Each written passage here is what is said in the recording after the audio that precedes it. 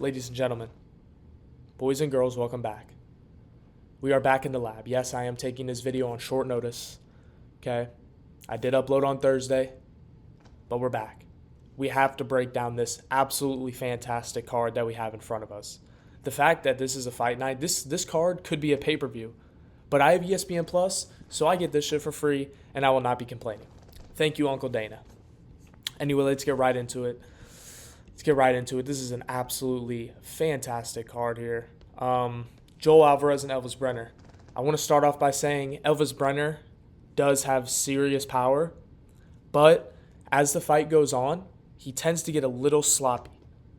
I feel like he still keeps that power. Obviously, it goes down a notch, and he gets a little sloppy, a little gassed towards the end of the rounds, towards the end of the later rounds.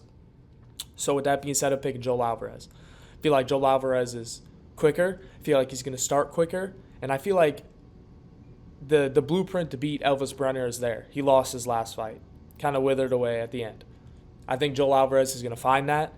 He's going to use that blueprint, and he's going to beat him. I can either see by decision or by like a late third round KO or even submission.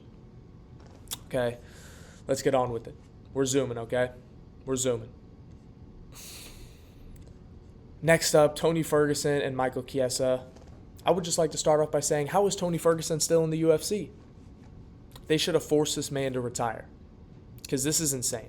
I almost feel bad watching this fight, because even though he's going up against a slightly above average welterweight, he's still going to get smoked. Michael Chiesa is going to smoke him. Michael Chiesa might even be able to knock him out, which is insane. And I don't get it. Every fight, Tony's doing something new. He sparred in this camp. First time he sparred in 7 years. He's feeling new. He's feeling different. This is the one. This is the one that's going to break the streak, right? I heard that 3 fights ago, Tony. We got to lock in, okay? If this man loses this fight, make him retire, Dana. There's no way that this dude should be fighting still, okay? If you're going to cut Muhammad Mokaev, and I get the situation's a little bit different, but if you're going to cut Muhammad Mokaev, how the fuck is Tony Ferguson still in the UFC? Look at him. He looks like somebody's fucking uncle, right? You might as well take away the El Kukui nickname, because he's not the boogeyman anymore, okay? He's got pillow hands. He's out there moving like a ginger old frail grandpa. He's going to get smoked. He's going to get absolutely smoked. And I feel bad, dude, because Tony Ferguson in his prime, he would have murdered Michael Chiesa. He would have actually brutalized and murdered Michael Chiesa. That was 8-9 fights ago. This isn't that anymore. Picking Michael Chiesa by second round submission, okay? And it's unfortunate, dude, because it honestly, like as a fan, it really does suck to see. But damn, this will be my main event. This is the people's main event right here. Are you fucking serious? This should have been the co-main event, but we're still getting this fight anyway, so I'm not going to complain. Marlon Chito Vera and Davison Figueiredo. Holy shit. This fight gives me butterflies, right? This fight makes my feet twirl, and I'm just very excited, okay? This fight right here is what dreams are made of. This is a hardcore fan's dream right here, okay? Davison Figueiredo, and I want to start by saying, even if Davison Figueiredo absolutely styles on Marlon Chito Vera, he's not getting a title shot. Which is shitty, because he was a flyweight champion, came up, beat Rob Font, okay? And he did take Rob Font to a decision, so I could see that, it's a little bit shaky. Fought at 300, choked out Cody Garbrandt. And I get Cody Garbrandt has absolutely zero defensive grappling. He was a former champion, right? So you got to respect that.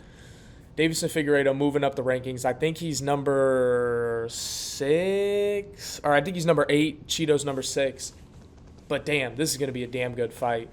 My thing is this is a 3-round fight, and Chito starts slow. Every fight starts slow. He's kind of like a snowballer, kind of like Piotr Jan. They start slow, find their rhythm, late round 2, early round 3. Usually these guys have fought in a lot of 5-round fights. Chito and Piotr, their main event and title fights whatnot. So they have cardio. We know Davison has cardio, but Davison Figueiredo is a legitimate killer. And if he were to fight Sean O'Malley, I would probably pick Sean O'Malley, but damn. I think that out of anybody in bantamweight,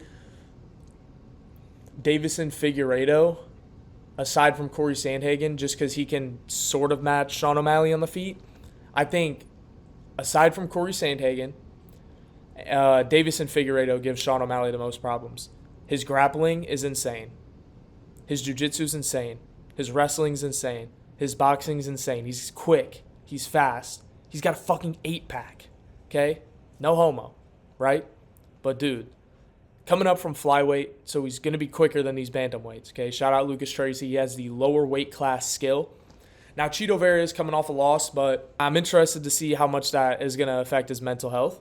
You know, he was a human punching bag for 5 rounds to Sean O'Malley, and I know that's got to be pretty demoralizing to lose to a guy with pink hair. But knowing Cheeto, he's got 9 of those things, so he definitely knows how to take a loss, but I'm going to pick Davison Figueiredo. I think he's going to put it on him early. He's going to put that pressure on him, and I just think he's going to, you know, Cheeto's going to dig himself in too big of a hole on the judges' scorecards that he's not going to be able to come back in round 3.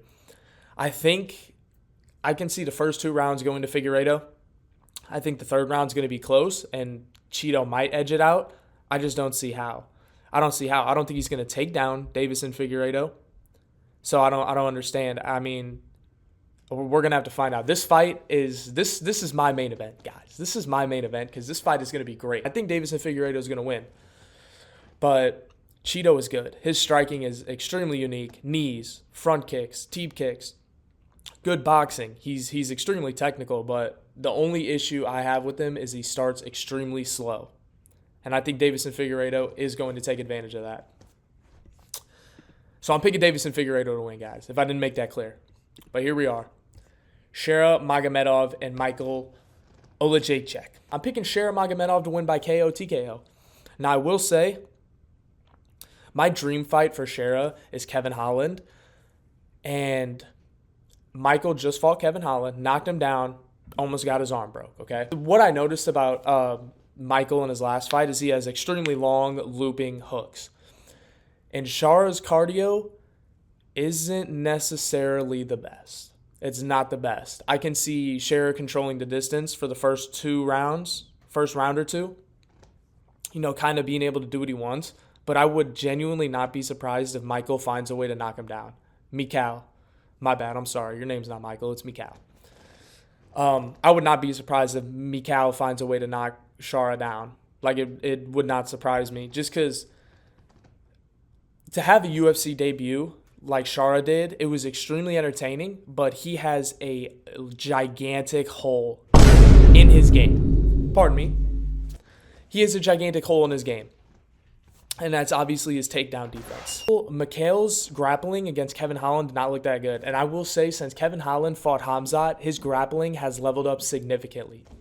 And the fact that Kevin Holland even survived that long defied odds. Okay, he defied the odds, right? Shout out Kevin Holland. Extremely entertaining fighter. Low-key kind of washed. If you want me to be honest, I think Mikhail could have beat Kevin Holland. But anyway, that's a story for another day. Despite Shara's huge hole, I am going to be picking him to win this fight. I'm going to be picking him to win this fight, and I think it's going to be by decision just because I think Mikhail is a step up in competition. You're right. Shara took his last opponent, Antonio Tricoli, to the 3rd round where he knocked him out. That was a Tricoli that stepped up on 3 days' notice, and it was his UFC debut. Taking him to the 3rd round, I don't think Shara, don't get me wrong, Shara Bullet is extremely good and extremely diverse fighter. He's just not totally there yet, right? But he just got into the UFC. He's got plenty of upside. Give him time to grow. Mikhail is a great opponent to put him up against at this point in time. I like how they're already putting him in spotlights like this. Co-main eventing for Abu Dhabi Fight Night.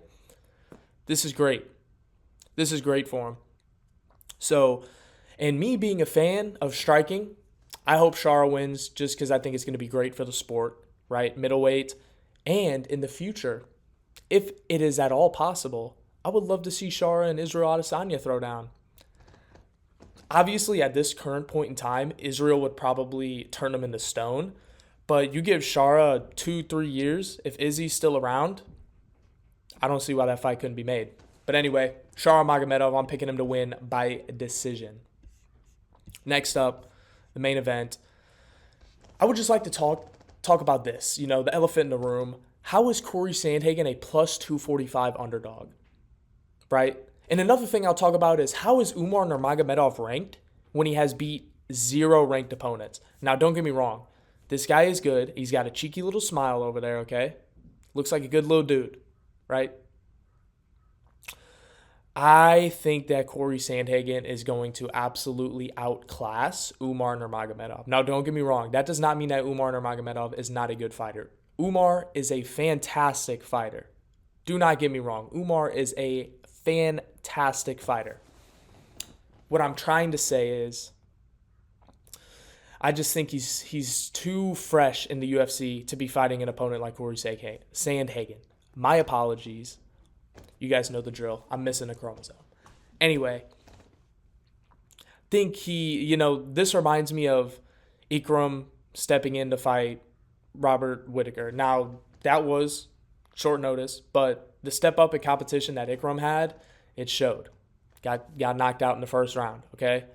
Now, I don't think Corey's going to knock out Umar in the first round.